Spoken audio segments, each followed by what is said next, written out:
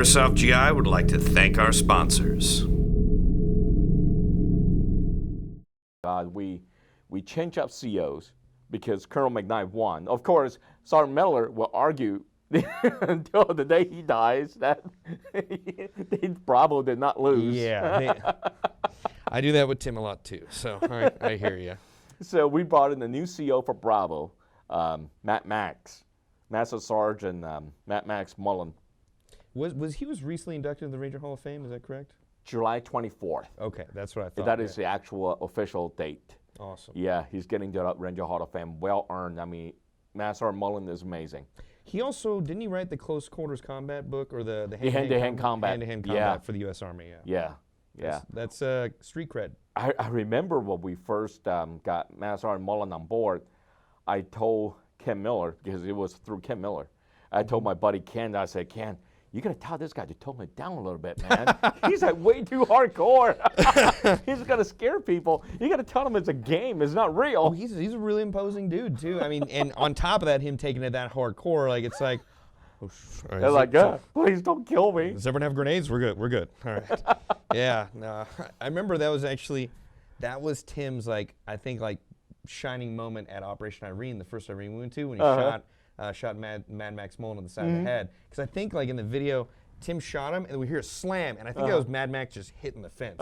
And we walked by him afterward, and you're like, oh, Max, you got a doozy right there. And that was like Tim's little thing.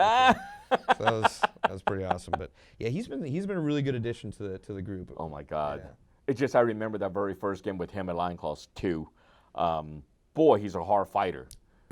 Everybody loved him. I mean, he got everybody jazzed up, no doubt. Yeah. I remember the one battle in the castle, the two-story thing in the middle of the woods. Marlon Castro, another one of our old-timers from NorCal.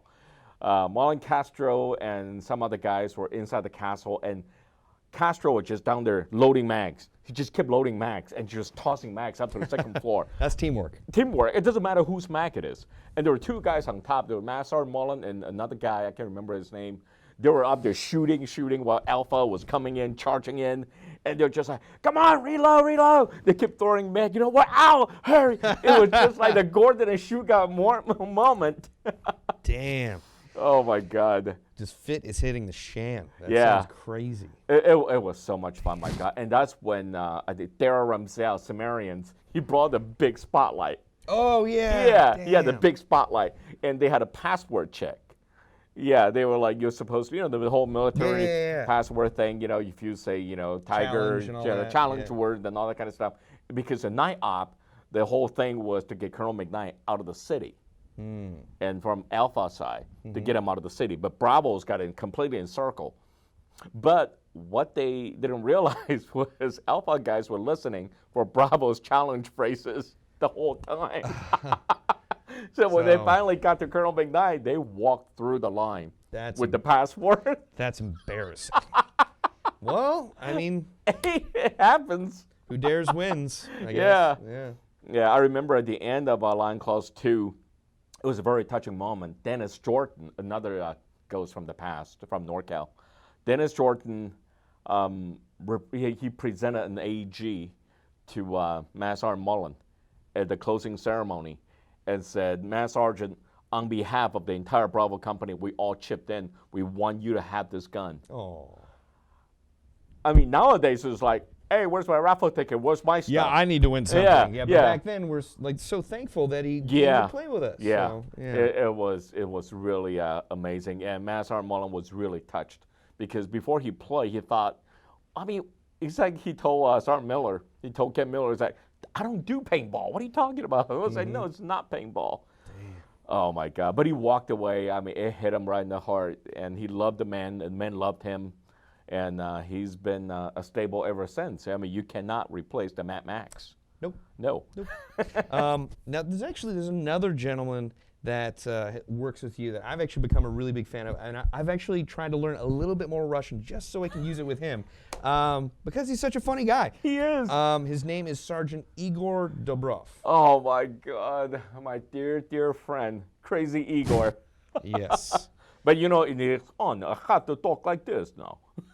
I actually, before I go into the war stories, he was at one of our recent sales. And I was like, Igor, hey, I heard about this meteor strike in Russia. How do you feel about it? He's like, well, it almost hit my son and his family, so thankfully no one was hurt, and it almost hit my ex-wife and her family, and unfortunately no one was hurt.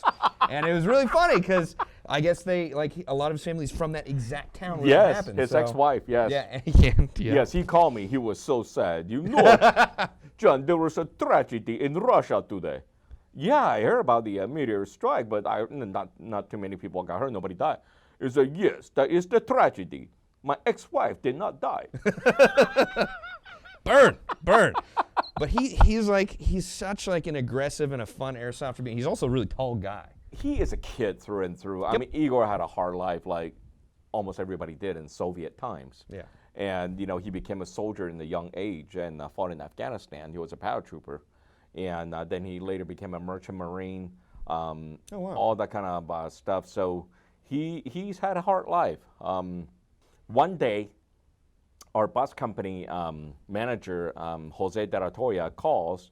Jose says, hey, John, my friend's going to come by and pick up the check from last month. I say, okay, cool, stop by. Mm-hmm. So here comes this 6'4", 6'5", white, skinny dude with a very strange accent. And at that time, I've never had encounters with Russian people. So oh, really? No idea.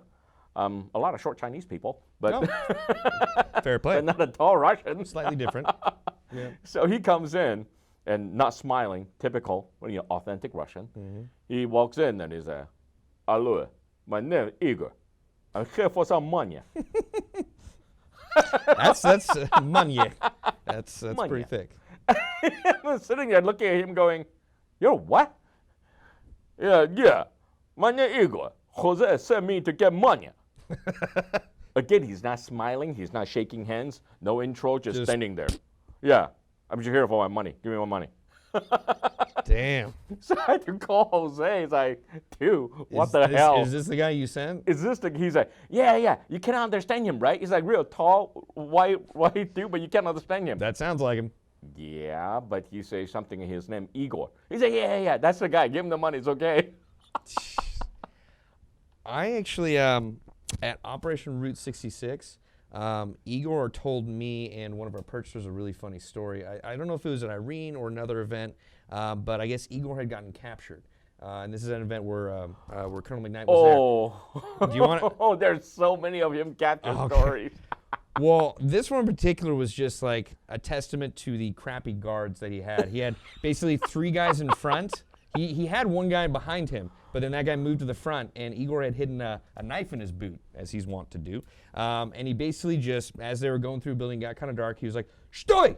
And that's, I guess, stop in Russian, and he pulled out his knife and knifed them all and got the hell out of there. It was actually a bulldog fighting against Colonel Longrear. Oh, really? And he did just exactly that.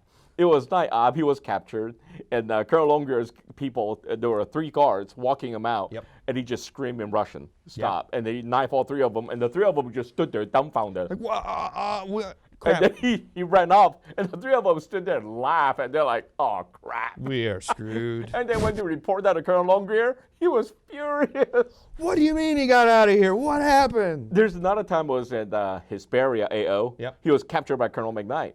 And he had a teeny pistol, this big, a Springer, hidden at the bottom of his flask. And so when he was captured, he said, "Colonel, may I please have a drink of water?" And so he was drinking, and then he pulled a gun and he held Colonel and put the gun to Colonel's hand. That's why I keep recommending Derringers and tiny little grenades, because you never know when you're going to get captured, and then you can capture the enemy CO. Yeah. That's awesome. Igor's first game with us, he was struggling. When he was captured, he was fighting and kicking, literally. And because his everything, adrenaline, training, everything kicked in. Yeah, absolutely. He was inside a Humvee. He was captured, put into the Alpha Humvee, and that's the year when National Guard was involved. There are Humvees and National Guard soldiers driving it. Well, here's the thing. National Guard soldiers were armed with real weapons. They're not loaded, but they carried them. So when Igor got into the Humvee, he was kicking, and then he went and grabbed the driver, the sergeant's firearm, not knowing it's real. Oh my God. Oh my God. What do they do? But the sergeant obviously training kicked in. He just went, he hit it, the magazine dropped out. And Colonel McKnight ran in there and just screamed, "Stop, Igor, stop! It's a game!" Calm down.